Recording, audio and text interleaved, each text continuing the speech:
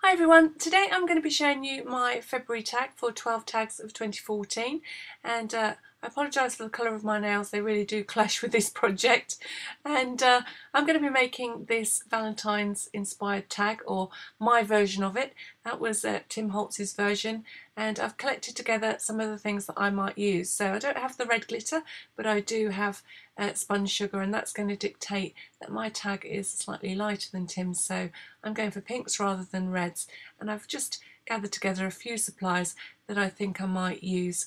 I've got some little hearts, some chipboard hearts that I've had cut out previously, and a few bits and pieces. Might use them and I might not, so we'll see how I get on.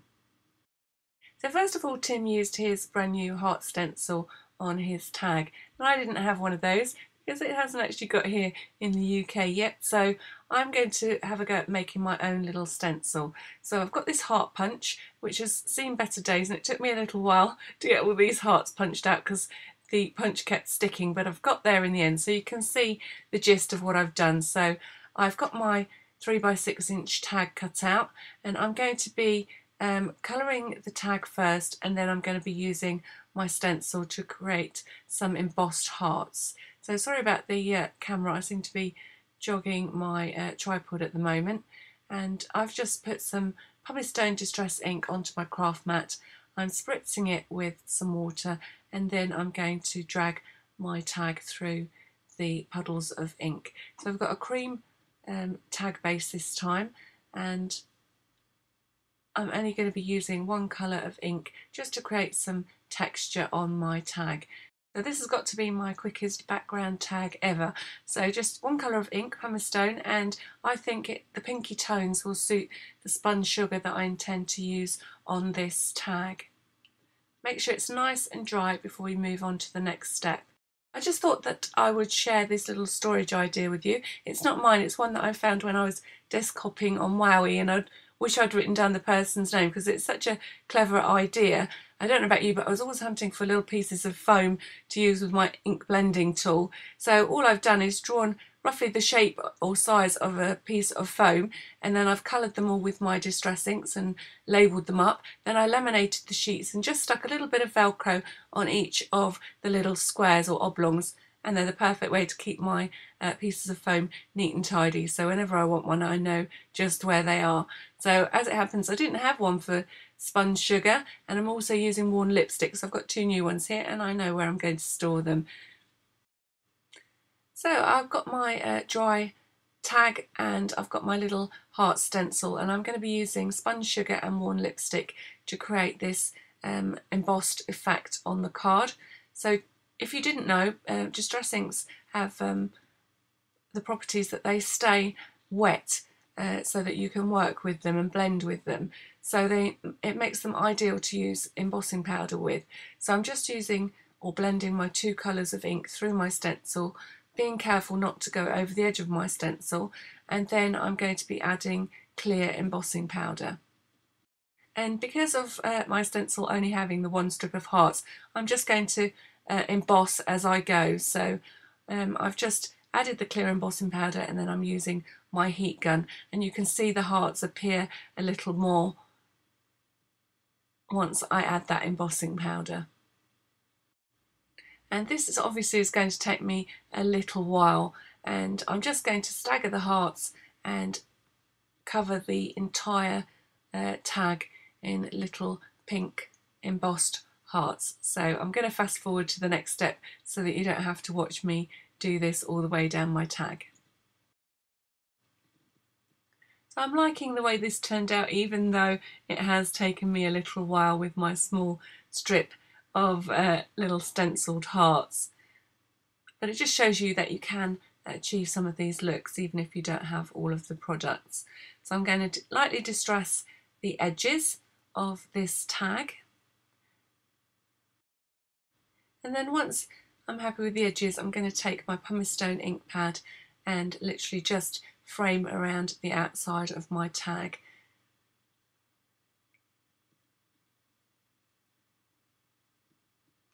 And then just remove any ink that I've got on my embossed hearts with a piece of kitchen roll. And Tim had a large glittery red heart on his tag, and I've got these chipboard cutouts that I found in my little box of chipboard pieces that I keep just for this kind of occasion, and I'm not sure how many hearts I'm going to use on my tag, but I'm just having a little look and a little think. Whilst I'm doing this little bit of thinking, I'm thinking to myself that I don't like that nail varnish colour, and it definitely clashes with my project. So maybe I need to check that next time before I start. Do my nails match my project? In this case, the answer is definitely no.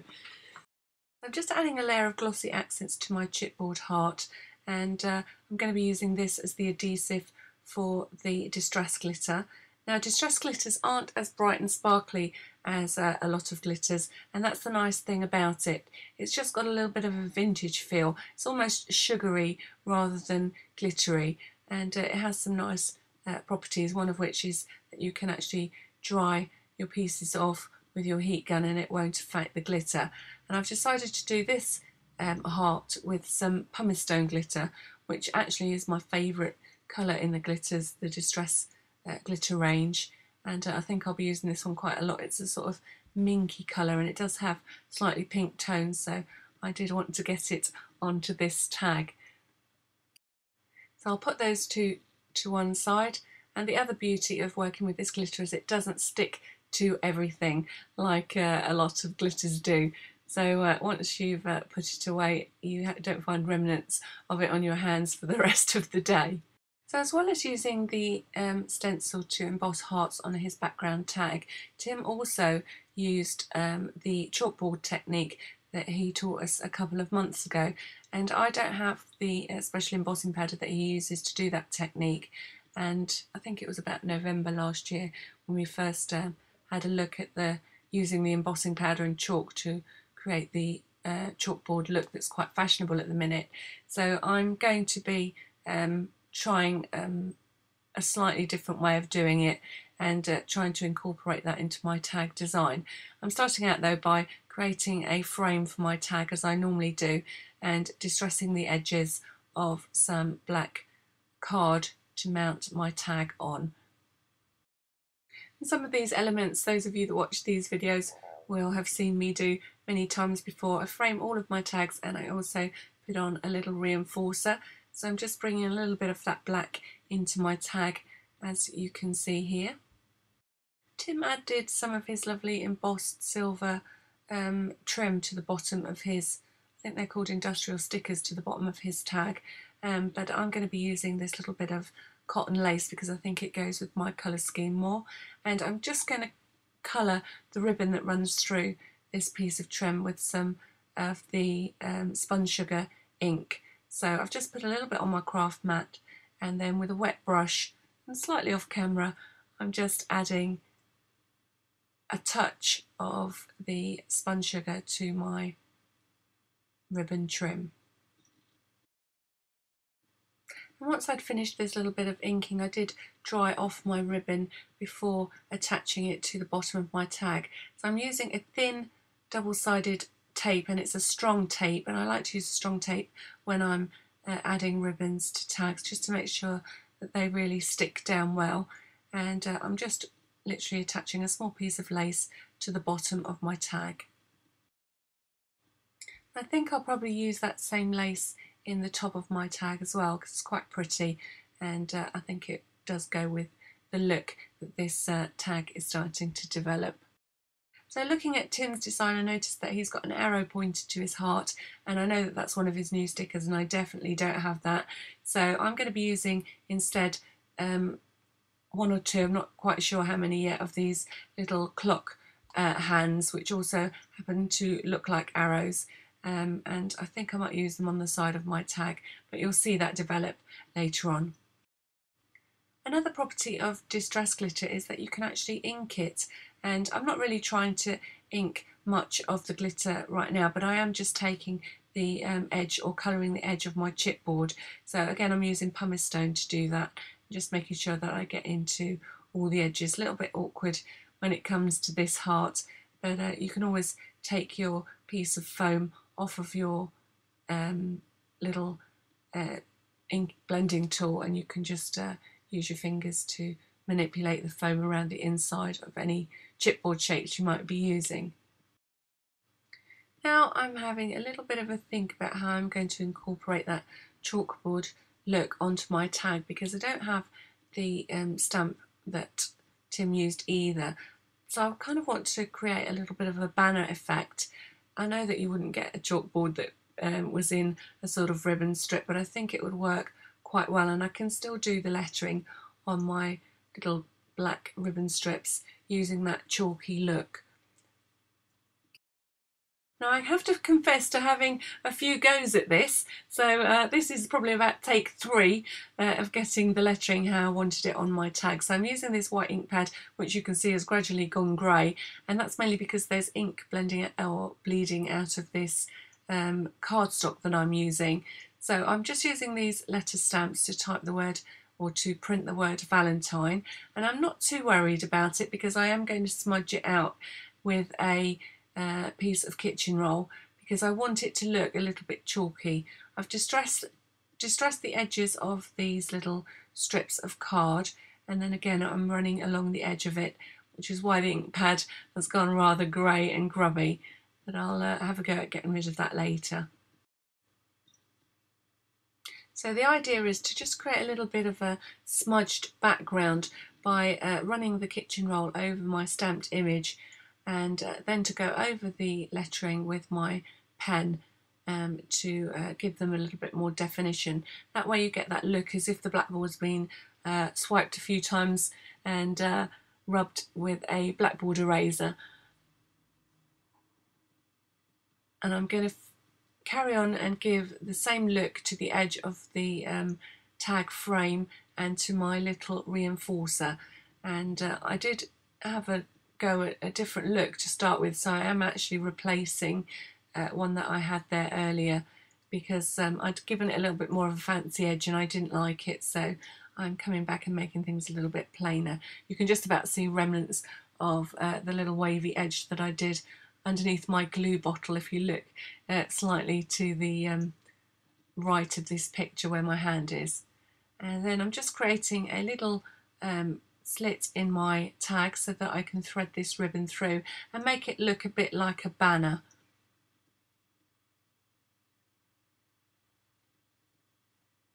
And you'll have seen this kind of look 1,000 times on people's tattoos with the word mum running along a piece of ribbon, and on lots and lots of different things you see ribbons winding round with words on different projects. So before I start to create a little bit of lift in my cardstock, I'm just gluing that into position so that I can push against it and making sure that the glue is dry. And then I can secure my heart in position next. So I'm just attaching the end of the ribbon to create that little bit of lift. And once I'm happy that I can let go of that, then I'm going to flip the heart within that ribbon shape and add some glue, and then glue that into position on my card. Actually, I probably should say it on my tag, shouldn't I? Not on my card. And I want to stamp the word mine on a little piece of ribbon that wraps around this little pink heart. So I'm just getting my spacing by folding the ribbon around the heart.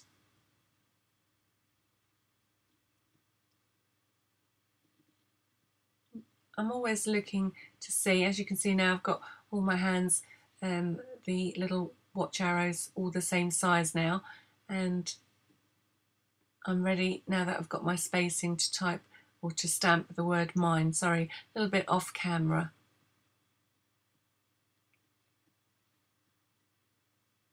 You can see that it's quite faint and quite chalky looking, and then I get the definition with my white pen. So I'm going to glue that little ribbon into position.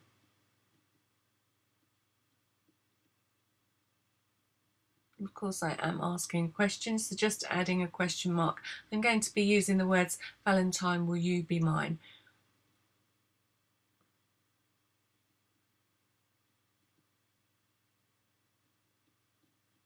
So I've decided to use another heart, so I'm just again using the glossy accents, and I'm going to be covering this with some more Sponge Sugar Distress glitter.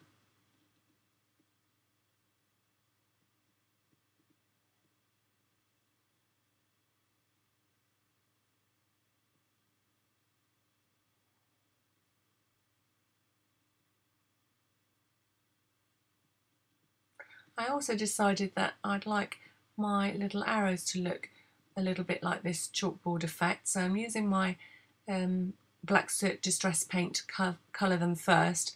Although they're quite dark, they're not black, so I'm drying them off with my heat gun, giving them a second coat to make sure they're nice and black. So this year, because last year I decided to add photographs of Tim's tag so I could see where I started and where I ended up with this challenge, I'm going to be doing the same again this year, so I'm just paying a little bit more attention to make sure that the backs of my tags don't get too messy, and I'm just trying to think now, do I need to add anything else before I can stick the two pieces together? And I think I want to use brads to attach these little arrows, so I think I need to do that before I move any further. And now that I've coloured my little arrows black, I'm going to be using my white pen just to add some details, as if these also have that chalkboard look.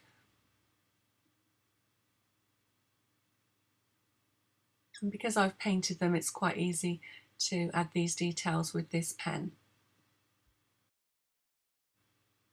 So I'm sticking down some of the details. I've stuck a little heart at the bottom down, and then I'm using a foam pad, as this one's resting on the pumice stone heart, just to lift it so that it's level, and then I'm gluing this one into position.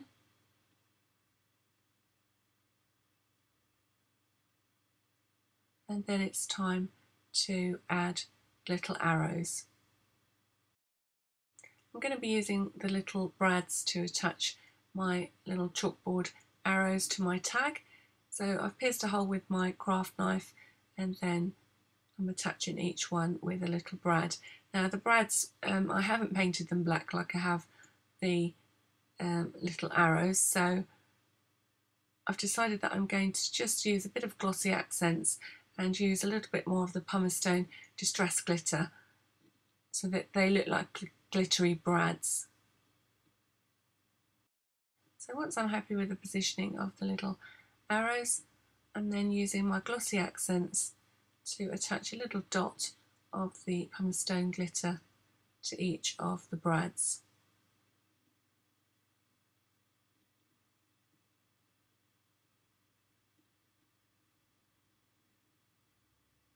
And just making sure that the glitter stays on the brad and not on the little arrow.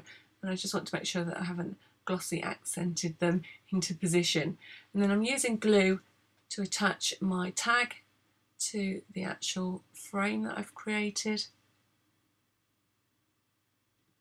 And I think that helps bring everything together, because you've got some quite dark elements against some quite pastel elements. Just notice that I haven't inked this heart. And I think the dark frame just ties everything together. And just using my crocodile to punch a hole in the top of the tag. And wouldn't you know it, it was at that point that my memory card for my camera bleeped full, so I had to go away and download everything onto my computer. So I'm back again now for the final finishing touches for this tag. And if you watch January's tag, you'll notice that I created a little charm from Tim's logo. I printed out his picture just quite a lot smaller. You can see the main picture on the screen, and the little charm that I've made is from the ticket that he uses as the logo, because each one of them has the month, and that works out quite well to remember which tag you created when. So literally I just backed it on a piece of black card, pierced a hole, and I just added a little jump ring to the top of the little charm, which I will attach later. So I'm going to add Tim's picture to the back of my tag, which I'm just going to frame with some pink cardstock. And I tried to pick a piece of scrap card that matches the pink tones of my little hearts on the front of my tag. And then I also made the rest of my quote, which I'm going to attach to my heart. And I've decided to use silicone glue to do this, just to give them a little bit of lift and make sure that they attach to the actual, making a bit of a mess here, and just so that they really do stick well to that distress glitter. It just gives them a little bit of lift as well, so just adding the silicone glue. So I now have Valentine, Will You Be Mine. Then again, I'm using the spun sugar to colour the ribbon on the piece of lace that I'm going to use. I'm colouring both sides because it's going to be the piece of ribbon that tucks through the top of the tag. And I'm literally just going to fold it through because it's quite a substantial piece of lace. It would make too much of a large knot if I tried to knot it. So if you've got something like this, it's quite a nice idea either to use a thin piece of ribbon, or I'm going to be using this little piece of twine just to tie a little bow at the top, and that secures that other ribbon into place. It makes quite a nice feature and is the perfect place to attach the little charm that I made earlier. I also added a little chain tassel to that jump ring on the charm at the top of the tag, and then I decided when I was looking at it, thinking it was finished, that I just wanted to add another one of those little tassels to the bottom of the tag as well. And I did this using another little brad, which was a sort of pumice stone colour from this Lost and Found My Mind's Eye collection of brads. Just worked a treat, and I've added another little tassel to the bottom of the tag.